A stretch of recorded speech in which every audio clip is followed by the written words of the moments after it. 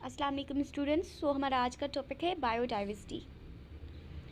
In 1892 a Russian biologist demonstrated that a virus could be transmitted from an infected organism to a healthy organism of same kind। ये question MD के 1998 में आया था। इस question में एक Russian biologist था, उसका नाम पूछ रहा है वो कौन सा था जिसने बताया कि जो वायरस है वो ट्रांसफ़र हो सकता है, एक इन्फेक्टेड पर्सन से एक नॉर्मल पर्सन को ये वायरस लग सकता है। तो उसका नाम क्या है? ऑप्शंस की तरफ चलते हैं। Option A Darwin, option B Ivanovsky, option C TH Morgan, option D Lamarck. So correct option is B. और ये STB बुक की बायोडाइवर्सिटी वाले चैप्टर में बुक की लाइन लिखी हुई है फर्स्ट टॉपिक में, इंट्रोडक्शन ऑफ वायरस में। क्वेश्चन नंबर 2 पे आते हैं। The nucleic acid of nearly all bacteriophage is.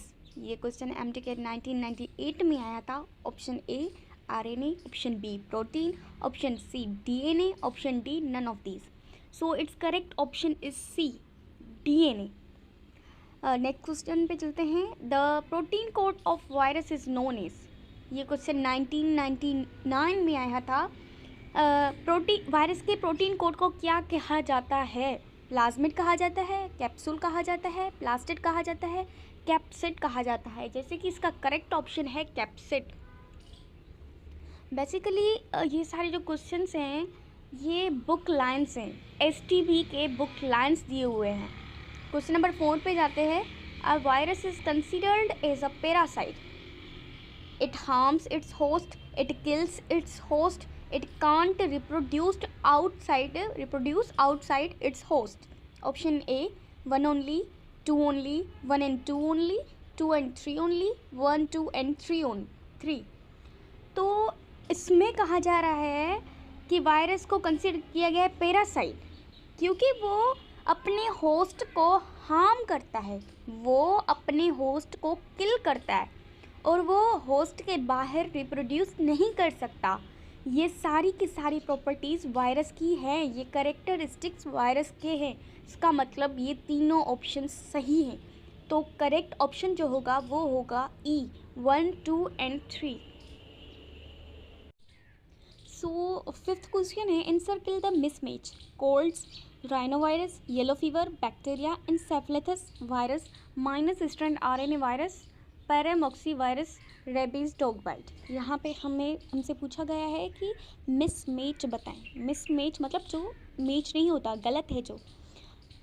First option में कोल्ड राइनोवायरस बिल्कुल ठीक है। ऑप्शन सी में इंसेफेलाइटिस वायरस बिल्कुल ठीक है।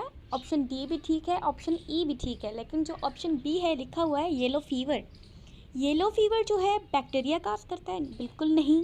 येलो फीवर वायरस काज करता है और वो वायरस है आर्बो वायरस, आर्बो।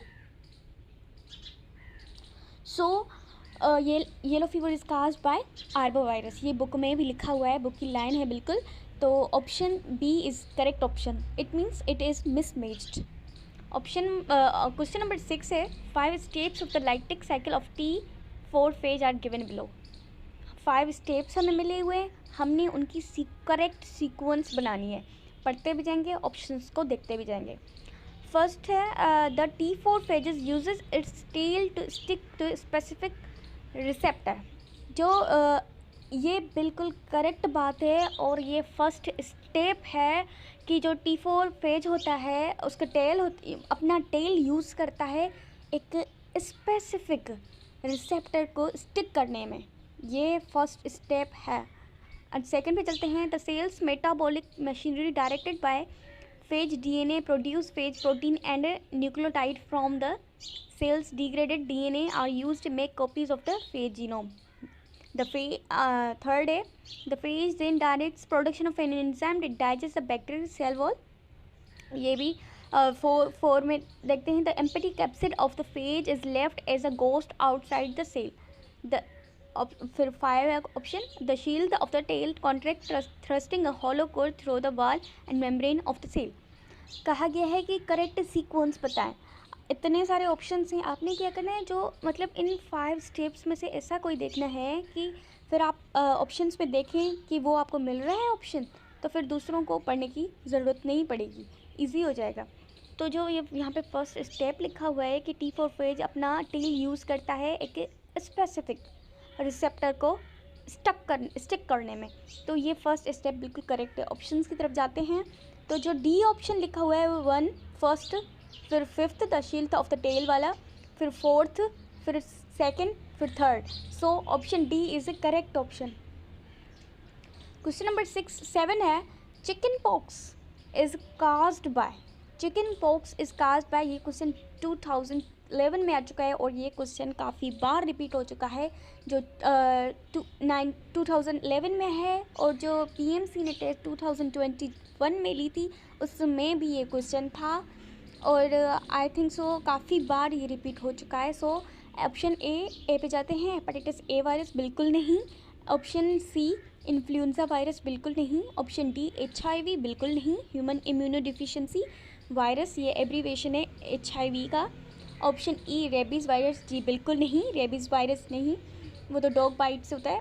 तो option B varicella zoster virus, chicken pox is caused by varicella zoster virus. So B option is correct option. Question number 8 है the virus are cellular. So viruses are cellular, prokaryotes, non-cellular. So viruses are non-cellular. Option C is correct option. So the question number 9 is a bacteriophage consists solely of, ये question MDK 2011 में आया था। Option A DNA and protein, option B DNA and protein, option C DNA only. So इसमें पूछा जा रहा है कि जो बैक्टीरियोफेज हो जाए वो कंसिस्ट किसके होता है, DNA प्रोटीन के, RNA प्रोटीन या RNA, सिर्फ RNA। तो इसका करेक्ट जो ऑप्शन होता है, क्योंकि ये DNA और प्रोटीन दोनों का कंसिस्ट होता है, दोनों का कॉम्बिनेशन होता है, option A is correct option. Question number 10 है all of the followings are symptoms of hepatitis except. ये 2007 में MCQs आ चुका है। इसका मतलब है वो ये सारे सिम्टम्स हेपाटाइटिस के हैं सिवाय किसके। तो हम ऑप्शंस की तरफ चलते हैं। Defect immunity, option B enlargement of liver, enlargement of liver ये हेपाटाइटिस का सिम्टम है। Option C fever and fatigue, बिल्कुल है। Option number D jaundice, jaundice का मतलब होता है येलोइश ऑफ द स्किन, जो आइज़ का कलर है वो वाइट हो जाता है और स्किन जो है येलोइश हो जाती है। सो ऑप्शन ए जो डिफेक्ट इम्यूनिटी है ये हेपाटाइटिस का सिम्टम नहीं है। सो correct option is a. So question number 11, the TMV tobacco mosaic virus first appeared on the leaves of tobacco plant and was characterized by ये MDK 2007 में आया था। Option A wrinkling of leaves, option B yellow patches on lamina surface, option C falling of leaves, option D transmission from one organism to another. तो ये book में characteristics of virus में ये topic लिखा हुआ है। इंट्रोडक्शन ऑफ वायरस के बाद जो टॉपिक आता है करेक्टरिस्टिक्स ऑफ वायरस, उसमें ये मेंशन किया हुआ है। STB की ये बुक की लाइन है कि जो टोबैको मोसेक पे जो अपीयरेंस हुई थी रिंकलिंग ऑफ लीव्स की हुई थी, इट मीन्स कि option A is correct option. Question number 12 all viruses MDK 2007 में आ चुका है, MDK 2017 में आ चुका है, MDK 2013 में आ चुका है। ये मतलब काफ़ी बार रिपीट हुआ है। मैं एक बात बता दूं कि यहाँ पे जो ऑप्शंस हैं, option A carry DNA, option B carry RNA, option C lack protein, option D can't reproduce outside the cell. काफ़ी बार पीछे हम ये MCQs कर आए हैं कि जो वायरस होता है होस्ट के बाहर रिप्रोड्यूस नहीं कर सकता, बिल्कुल भी नहीं। सो यहाँ पे लिखा है सब virus can't reproduce outside the cell, ये एक करेक्टरिस्टिक है वायरस का। So option D is the correct option, D. Question number 13 है which of the following is not a viral disease. वो कौन सी डिजीज़ है जो वायरल नहीं है।